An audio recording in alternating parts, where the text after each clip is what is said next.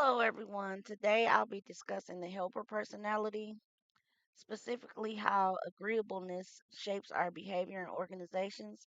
This topic is meaningful to me personally because helping others has always been a big part of who I am, and I'm using this assignment to understand how that trait plays out in the workplace.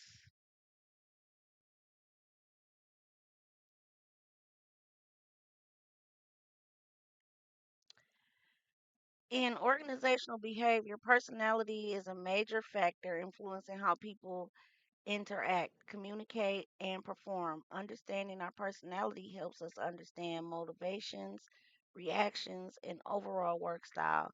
I choose to focus on high agreeableness because that closely reflects my own tendencies.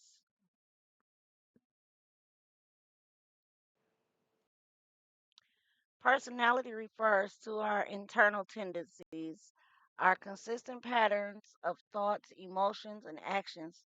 These traits influence how we show up in the workplace, from how we perceive challenges to how we communicate with our coworkers. Personality matters in the workplace because it affects nearly every organizational outcome: productivity, teamwork, leadership, from conflict management, and even more. Understanding personality helps us understand not only others, but ourselves, why we react the way we do, and why certain situations affect us more.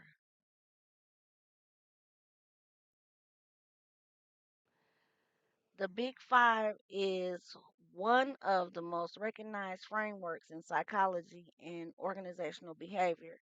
It includes openness, consciousness, extroversion, agreeableness, and emotional stability. Today, I'm focusing on one specific trait, which is agreeableness, because of how strongly it influences interpersonal dynamics. High agreeableness is often described as being warm, cooperative, empathetic, and supportive. In the workplace, people high in this trait are often seen as team players who value harmony and collaboration.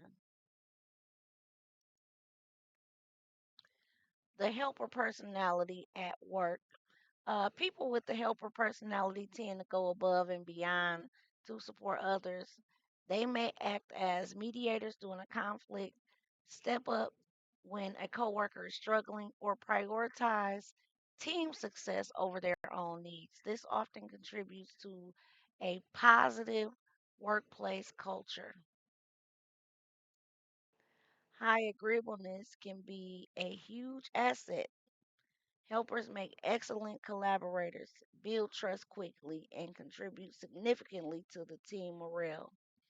These individuals often engage in organizational citizenship behaviors, those extra voluntary actions that help teams function better.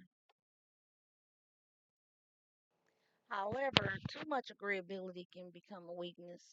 Helpers may struggle to say no, avoid conflict even when conflict is necessary, and take on too much responsibility without boundaries. This can lead to emotional burnout.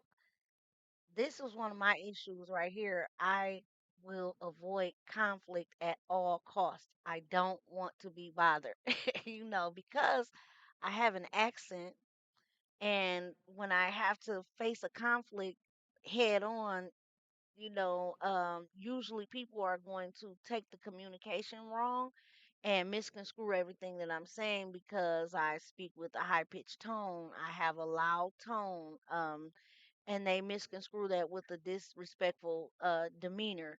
So a lot of times, like even when I'm being helpful, I like to avoid conflict at all costs. I just don't want to be bothered with it.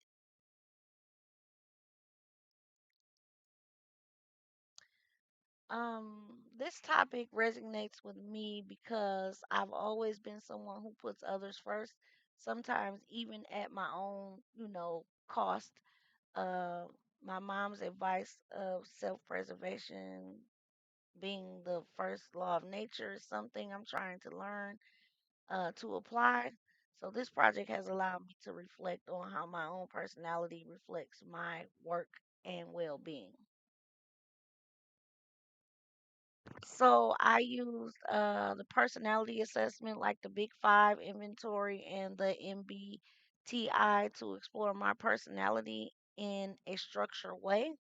These tools help me to identify specific patterns, especially how my high agreeability scores were, and reflect on how those patterns show up at work.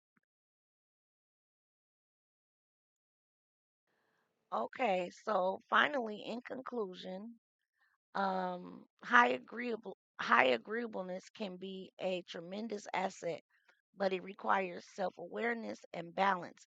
By understanding our personality, we can better understand our reactions, our needs, and our place in an organization. For me, this is exploration has been an important step towards healthier workplace behavior. Okay, so the question that I left for the class to discuss is, how can an organization support employees with the helper personality so that they can use their strengths without burning out? What specific policies, practices, or team norms would make the biggest difference? I'm looking forward to hearing what you guys have to say. I hope you enjoy my presentation.